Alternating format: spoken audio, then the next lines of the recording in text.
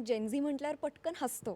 तर मला नेहमी असं वाटतं की अरे असं का हसताय तुम्ही हा, तू आमच्यावर? त्यांची बाजू घे आणि सांग आता काय म्हणणं आहे तुझं. कारण बाकी सगळ्यांना असं वाटतं की जेनझी खूप कन्फ्युज्ड आहे, त्यांना माहीत नाही की त्यांना आयुष्यात काय करायचं आहे, त्यांच्या प्रेमाच्या संकल्पना खूप दूषित झालेल्या आहेत असं मोठ्या जनरेशनला वाटतं.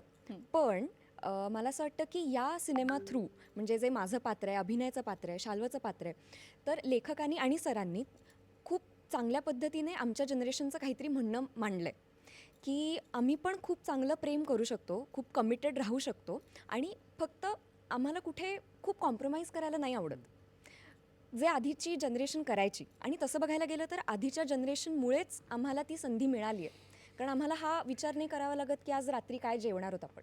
त्याच्यामुळे आमच्यासमोर खूप वेगवेगळे मार्ग ओपन आहेत आणि मला असं वाटतं की आधीच्या जनरेशननी पण हे समजून घ्यायला पाहिजे आणि आम्हाला एवढं पण जज नाही करायला पाहिजे, असं मला ऑनेस्टली वाटतं. आणि ते खूप छान पद्धतीने या सिनेमात दाखवलं आहे आणि 3 पिढ्यांची गोष्ट आहे, त्यामुळे प्रत्येक पिढीचं म्हणणं या सिनेमात मांडलं आहे.